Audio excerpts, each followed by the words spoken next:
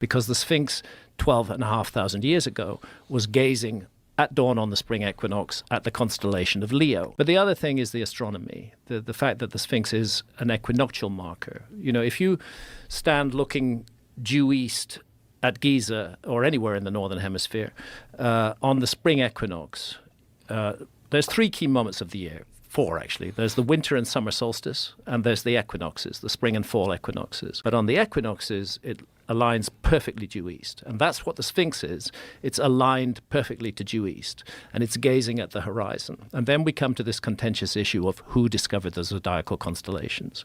Because the Sphinx 12,500 years ago was gazing at dawn on the spring equinox at the constellation of Leo.